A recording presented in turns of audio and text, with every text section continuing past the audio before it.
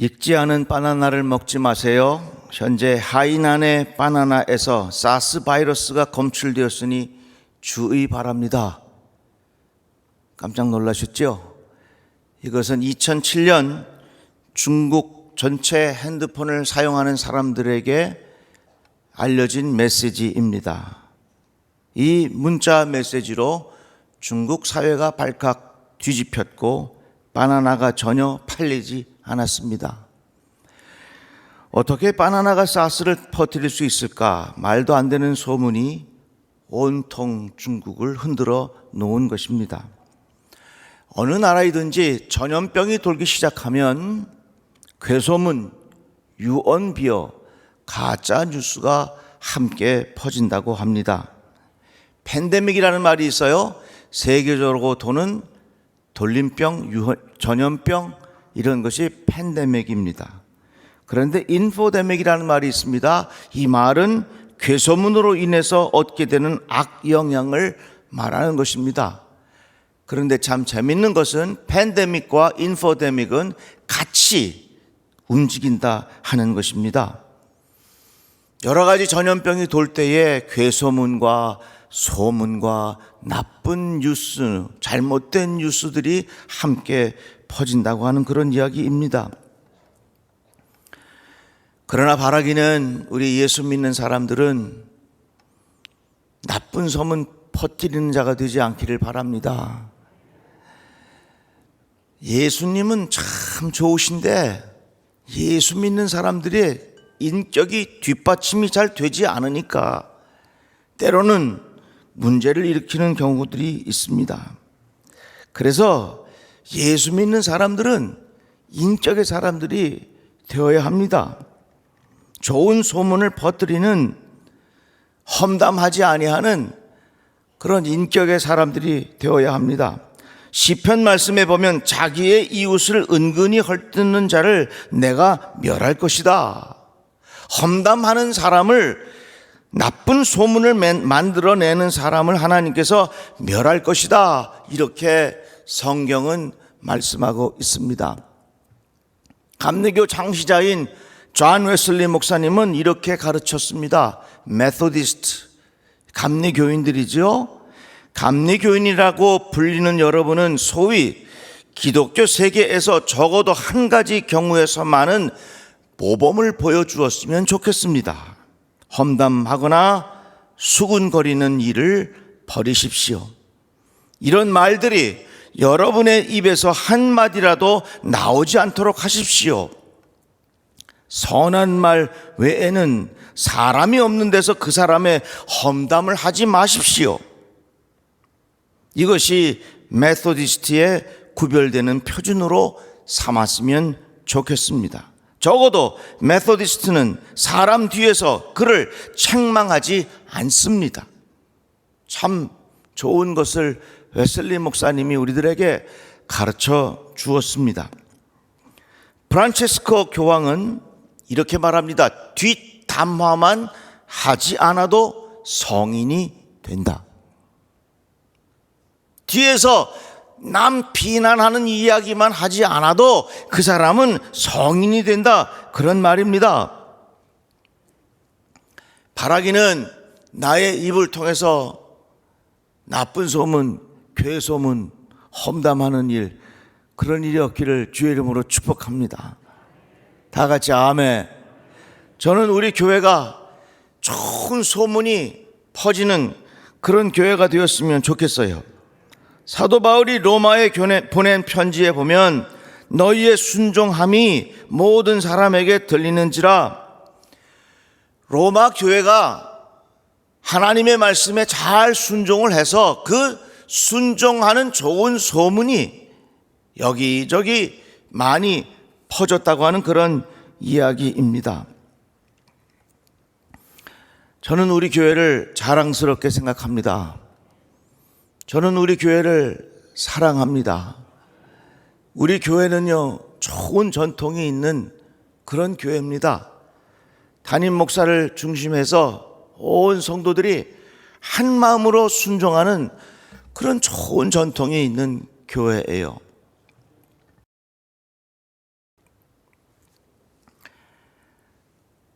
돌아가신 최성태 장로님이 계시는데, 이 장로님이 기획위원회 하는데 거의 마무리를 할 때에 목사님, 제가 드릴 말씀이 있습니다. 그게 말씀하세요. 그랬더니 우리 최성태 장로님이, 우리 목사님이 우리들 데리고 신천지로만 가지 아니하면 그냥 따라갑시다 그러는 거예요. 제가 그 말씀을 들을 때 우리 장로님들이 다 웃었습니다. 그런데 저는요, 그 장로님의 그 말씀이 제 마음속에서 떠나질 않아요. 이렇게 좋은 장로님 주셨는데 내가 잘해야지. 이렇게 좋은 영적인 분위기를 하나님께서 마련해 주셨는데 내가 더 기도 많이 하고 책임 있게 잘해야지. 그런 마음이 제 마음속에 많이 들어요. 그래서 제 마음속에는 목회는 하나님이 하신다. 하나님이 하시는 일에 내가 방해꾼만 되지 않으면 된다 하는 생각이 저에게 있습니다. 나의 생각을 앞세우고 나의 권위를 앞세우고 나의 명예를 앞세우고 나의 자존심을 앞세우고 이런 것들을 앞세우면 이거는 하나님께서 하시는 일이 아니라 내가 하나님의 일에 방해꾼이 된다 하는 그런 마음을 가지고 먼저 하나님 주시는 마음에 내가 철저히 순종하자 하는 마음을 갖고 목회를 합니다. 이같이 순종이 우리에게는 매우 중요합니다. 로마의 교회가 순종 잘하는 교회로 소문이 난 것처럼 우리 베다니 교회가 순종 잘하는 교회로 지금까지 그런 소문 났지만 앞으로도 이런 소문이 계속 나기를 위하여 기도합니다. 자, 그러면 순종이 왜 중요한가? 순종이 제사보다 낫다 이런 말씀이 있어요. 제사라고 하는 건 하나님 앞에 드리는 예배입니다. 예배가 중요하지 않다 그런 말이 아닙니다. 하나님 앞에 예배할 때에 순종하는 마음의 태도가 없어서는 안 된다는 것입니다. 여러분, 왜 우리가 순종해야 합니까? 순종할 때에 하나님의 일하심을 경험하게 되는 것입니다. 나아만이라고 하는 힘 있는 군대 장관이 있었습니다. 이 사람이 한센병에 걸렸어요. 다 죽게 됐습니다. 엘리사를 찾아갔어요. 날 좀 낫게 해주세요. 나아만의 생각은 엘리사가 나와서 안수 기도라도 해주면 나을 줄 알았던 것입니다. 그런데 엘리사가 말하기를, 사환을 통해서 말하기를, 저기 요단강이 있는데 거기 가서 7번 몸을 씻으라. 나만이 생각했습니다. 아니, 우리 동네에 더 깨끗한 강도 많은데 굳이 내가 요단강까지 가서 내가 씻을 필요가 있겠는가? 만약에 나아만이 자기의 생각을 고집했더라면 하나님의 기적을 경험하지 못했습니다. 그런데 이 나아만은 엘리사의 말을 그대로 듣고 요단강에 가서 7번 몸을 씻었더니 깨끗하게 나은 것입니다. 순종은 어떤 결과를 가져오느냐? 하나님 일하심을 경험하게 하는 그런 기적을 우리가 느낄 수 있어요. 순종은 하나님의 기적을 경험할 수 있는 열쇠인 것입니다. 우리는 분명히 깨달아야 합니다. 내가 마음대로 하면 내가 하는 것이지만 내가 순종하면 하나님께서 하시는 일이 돼요. 한번 따라해 봅시다. 내가 마음대로 하면 내가 하는 것이지만 하나님께 순종하면 하나님께서 하시는 일이 된다. 다 같이 아멘. 그래서 우리에게 순종이 필요한 거예요. 또 우리가 왜 순종해야 하느냐? 순종해야 질서가 잘 잡힙니다. 신호등을 보면서 운전을 합니다. 빨간 신호등에 불이 켜져 있으면 그냥 그 자리에 서야 돼요.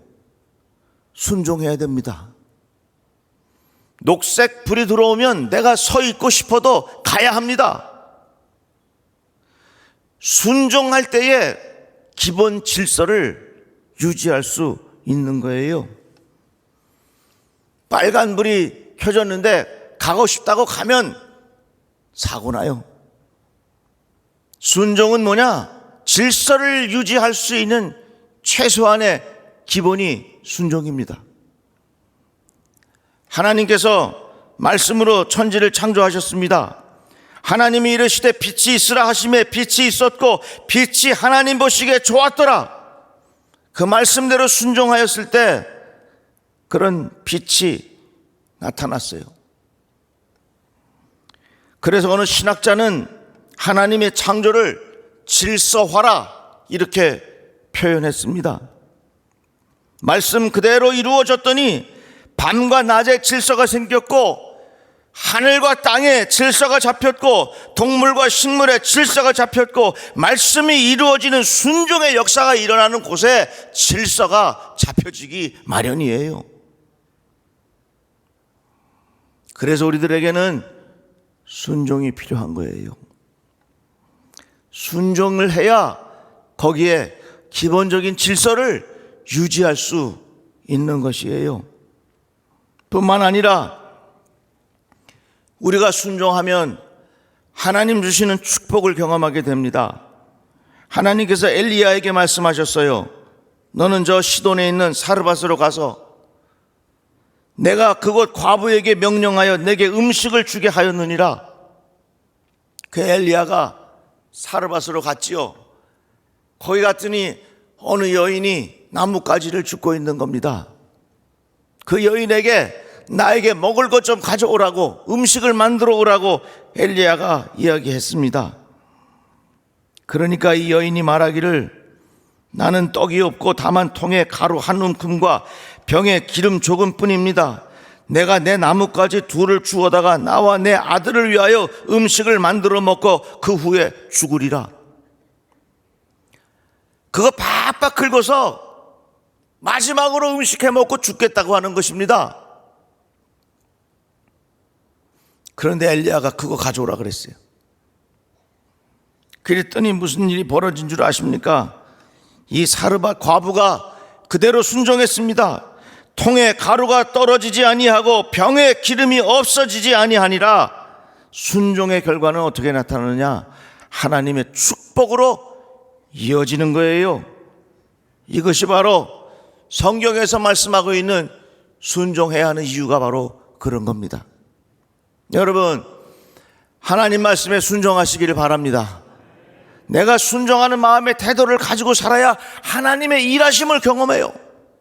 모든 삶의 질서가 잡혀 하나님의 축복을 경험하게 되어 있습니다. 그런데요, 순종은요, 내가 이해하고 내가 합리적인 판단이 들 때만 순종하는 것, 그건 누구 못하겠어요. 배가 너무너무 고파요. 자, 이 떡을 드십시오. 그러면 배가 고플 때 먹는 거는, 그 순종은 누구 못하겠어요. 내가 지금 너무 목이 말라요. 자, 물을 드십시오. 목이 말라서 죽게 됐는데 주는 물을 마시는데 그거 순종 못할 사람이 어디 있겠어요? 합리적인 순종은 누구든지 할 수 있습니다. 그러나 온전한 순종은 합리적인 생각을 뛰어넘을 줄 알아야 그것이 온전한 순종이에요. 배가 고파서 빨리 먹고 싶은데, 자, 지금 먹으면 안 됩니다.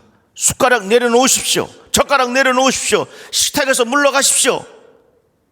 당장 그 이야기가 나에게는 합리적으로 들려지질 않아요. 그러나 온전한 순종이 뭐냐? 내 생각에 합리적인 것 같지 않아도 따라가는 것이, 그것이 온전한 순종의 자세라 그 말입니다. 엘리사가 나아만에게 요단강에 가서 몸을 씻으십시오. 아니, 내가 사는 동네에 가면 얼마나 좋은 온천이 많은데 거기 가서 씻어야지 내가 왜 여기서 씻습니까? 얼마든지 그렇게 이야기할 수 있어요. 합리적인 순종까지는 누구든지 할 수 있는데 진짜 순종은 뭐냐? 합리적인 순종을 넘어설 줄 아는 것이 참다운 순종이라 그 말입니다. 요즘에 보면 이 사회와 교회가 서로 마찰을 빚을 때가 있어요.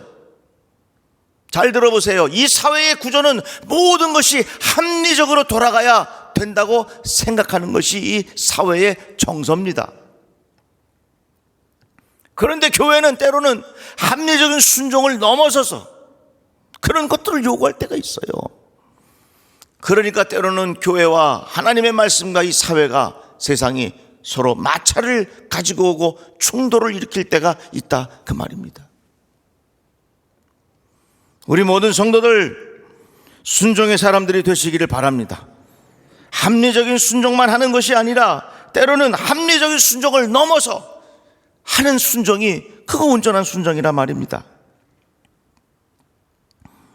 순종 중에도요, 편리한 순종이 있어요. 다리 아프니까 여기 앉으세요. 그건 누구 못해요. 내가 지금 너무 다리가 아픈데 앉으라고 하니까 여기 앉는 순종, 그거 누구 못하겠어요. 얼마나 피곤하세요? 너무 피곤하시니까 여기서 주무시지요.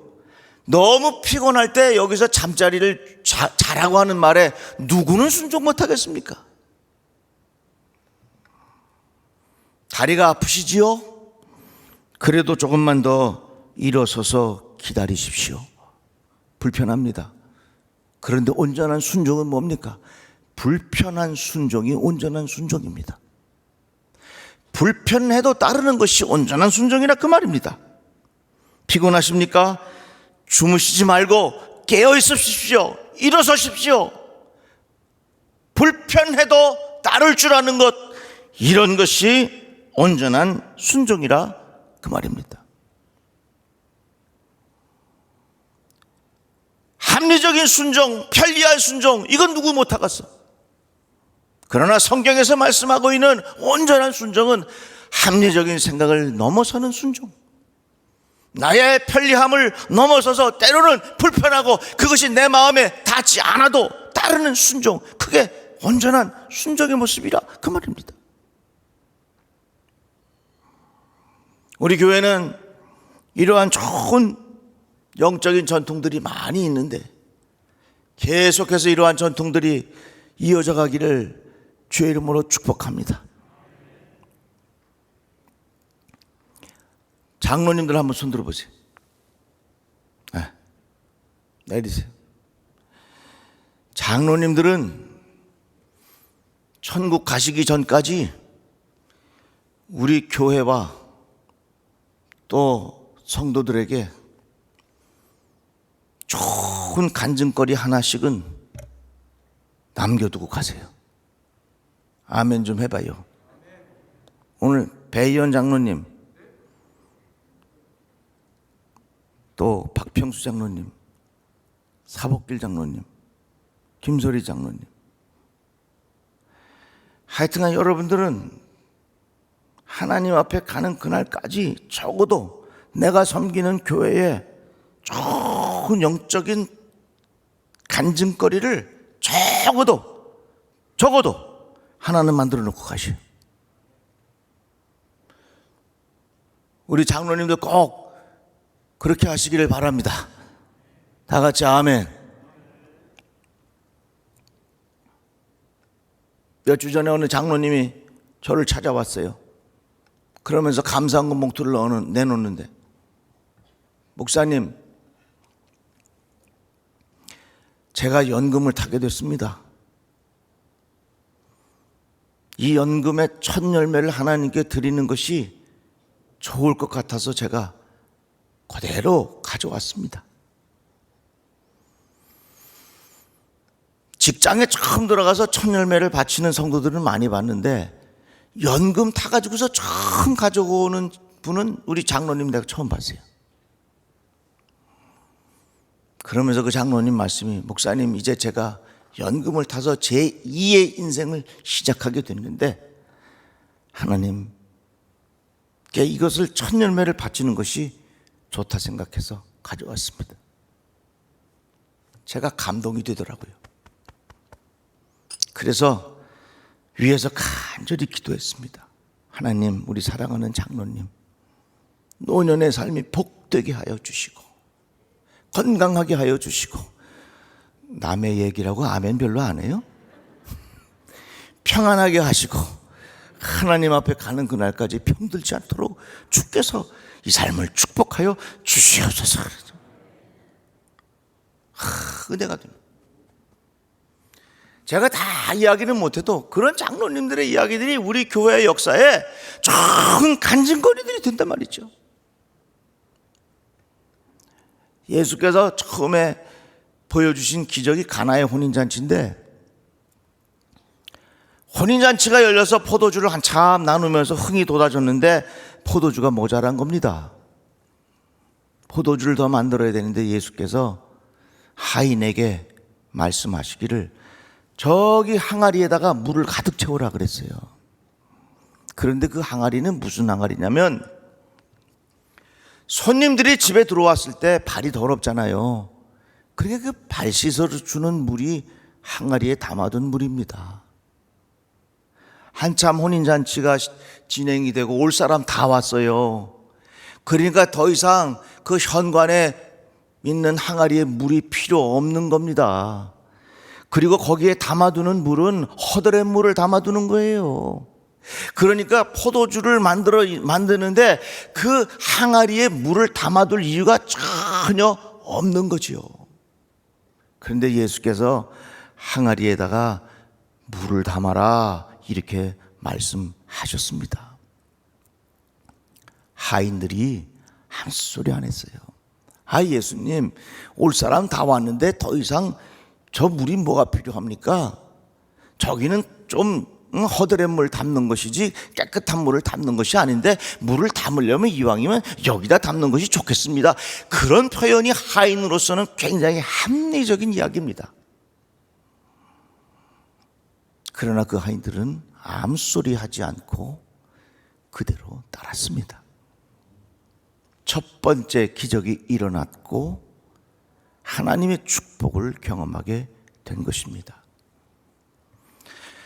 저는 우리 교회가 이러한 순종의 스토리들이, 이런 순종의 간증들이 많아졌으면 참 좋겠습니다.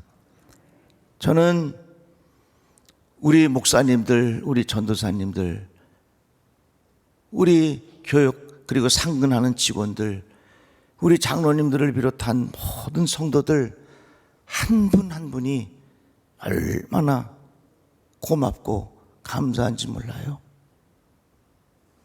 정말 이렇게 소중한 양떼를 하나님께서 모아주셨는데 이런 좋은 영적인 분위기가 계속되기를 위하여 기도합니다.